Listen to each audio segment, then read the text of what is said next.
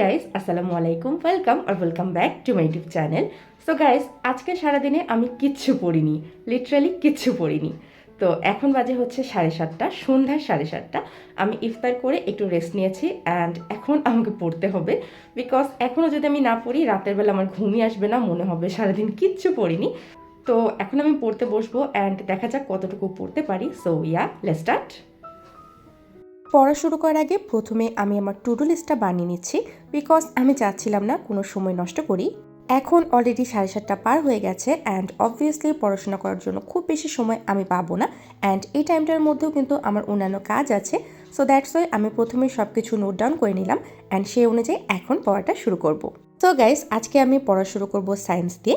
গতকালকে আমি সায়েন্সের ক্লাস করেছি শব্দ তরঙ্গের, তো ওই ক্লাসটা করার পরে এটার ভালো মতো পড়া হয়নি, তো আমি ভাবলাম এটাই প্রথমে পড়ে ফেলি, এখনও ক্লাসের মেমোরি আমার মাথার মধ্যে আছে। সো এখনই পড়ে ফেললে পড়াটা ভালো মতো হয়ে যাবে। সো গাইস, একটা সাজেশন দিই আপনাদেরকে, অনেকেই আছেন যারা আমার মতো টু ডু লিস্ট বানিয়ে পড়েন, মানে টু ডু লিস্ট বানিয়ে পড়তে পছন্দ করেন। তো আপনাদেরকে বলবো, যখন টু ডু লিস্টটা বানাবেন কয়েকটা জিনিস মাথায় রাখবেন।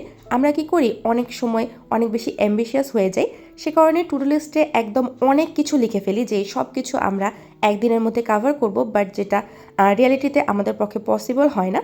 টু ডু লিস্ট বানানোর ক্ষেত্রে একটা জিনিস অবশ্যই খেয়াল রাখবেন যে আপনি কতটুকু পড়তে পারবেন। আপনি যতটুকু পড়তে পারবেন ট্রাই করবেন টু ডু লিস্টে ততটুকুই লেখার, অতিরিক্ত জিনিস লিখতে যাবেন না, কারণ আমাদের ব্রেন একসাথে এত কিছু নিতে পারে না।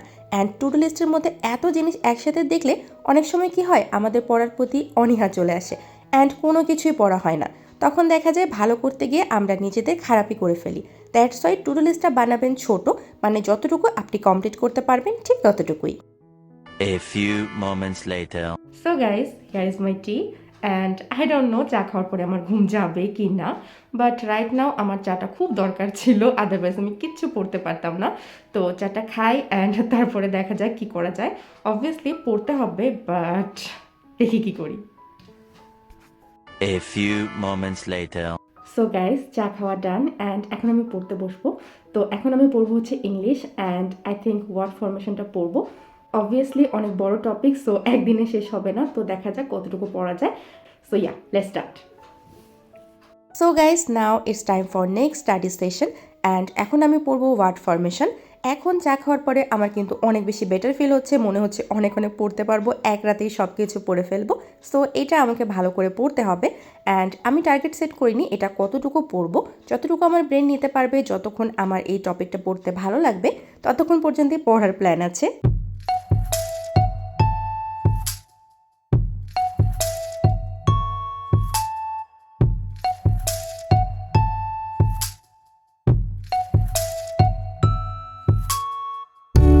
সো অলমোস্ট আমার স্টাডি ডান। এখন আমার জাস্ট যা যা আমি পড়েছি, মানে ওয়ার্ড ফরমেশনে যা যা পড়েছি সেটা একবার রিভিশন করতে হবে, ব্যাস তাহলেই আমার এই পড়াটা কমপ্লিট অ্যান্ড তারপরে আমি যাব ডিনার করতে, বিকজ এখনও আমি কিছু খাইনি। 2000 years later. তো আমার আজকে ডিনার হচ্ছে রুটি, বিকজ ইফতারে আমি অলরেডি ভাত খেয়েছি অ্যান্ড আমি ভেবেছিলাম আর কিছু খাবো না, বাট এখন একটু একটু ক্ষুধা পাচ্ছে, তো আমি একটু রুটি ভেজে নিলাম অ্যান্ড এখন এটা খাই।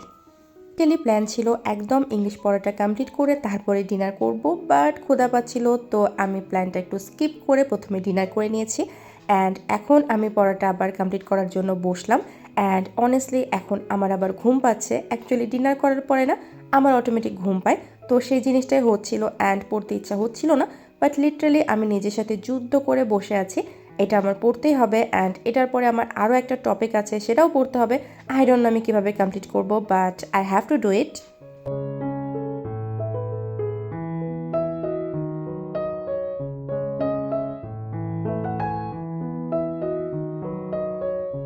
সো গাইস, কালকে আমার কোচিংয়ে ক্লাস আছে অ্যান্ড এখন আমার কোচিংয়ে প্রতিদিন ক্লাস থাকে না, যেহেতু রমজান মাসও আছে, একটু গ্যাপ দিয়ে দিয়েই থাকে।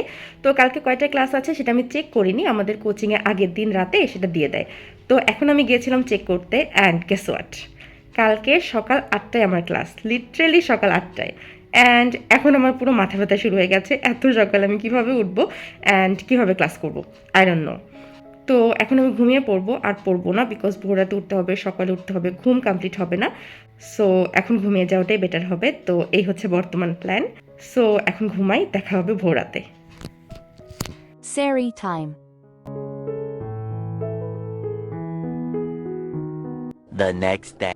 আমার ক্লাস ছিল সকাল 8টায় অ্যান্ড 7:20-এর দিকে আমার চোখ খুলে যায়। তো তখন আমি ভাবলাম যে এখনও একটু 10 মিনিটের মতো টাইম আছে, একদম 7:30টার দিকে উঠি অ্যান্ড তারপরে আমি সব কিছু করবো আর কি।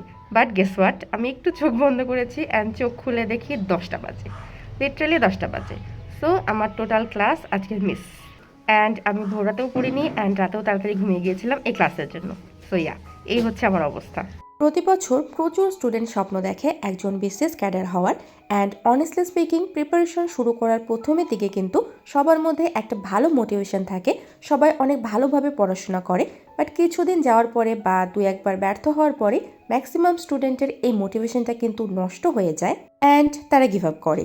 সো যারাই বিসিএসের জন্য প্রিপারেশন নিচ্ছেন বা সামনে নেবেন বলে ভাবছেন, তাদের জন্য আমার একটাই অ্যাডভাইস থাকবে, বিসিএস একটা লং জার্নি, একটা ধৈর্যের পরীক্ষা অ্যান্ড অনেক সময় সাপেক্ষের একটা বিষয়। সো যাদের মধ্যে ধৈর্য থাকবে না তারা ট্রাই করবেন না এই জায়গায় আসা, বিকজ আপনি হতাশ হবেন। বিসিএসের প্রিপারেশনের জন্য আপনাকে নিজের কমফোর্ট জোন থেকে বের হতে হবে, নিজেকে নিজের সর্বোচ্চটা দিয়ে পুশ করতে হবে অ্যান্ড কন্টিনিউয়াসলি লেগে থাকতে হবে। এটা ছাড়া আর কোনো উপায় নেই বিসিএসে সাকসেসফুল হওয়ার।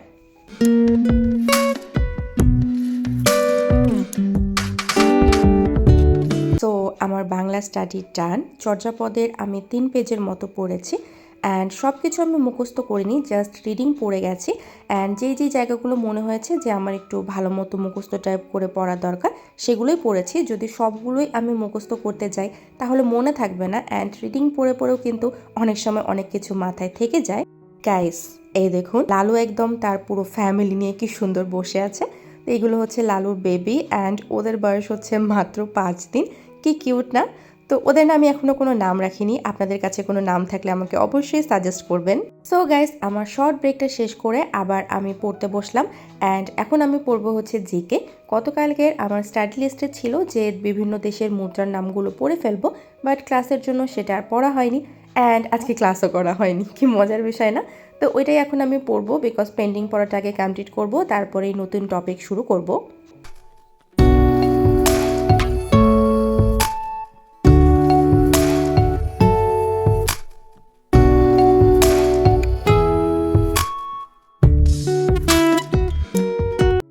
ইফতারের জন্য রান্নাবান্না শুরু হয়ে গেছে, তো আমি চলে আসলাম রান্নাঘরে আম্মুকে একটু হেল্প করার জন্য, কারণ এই সময়টা আমাদের সবার শরীর অনেক ক্লান্ত লাগে অ্যান্ড আমাদের যেমন ক্লান্ত লাগে আম্মুদেরও তেমনই লাগে। সো আমি যতটুকু পারি আম্মুকে হেল্প করার ট্রাই করি।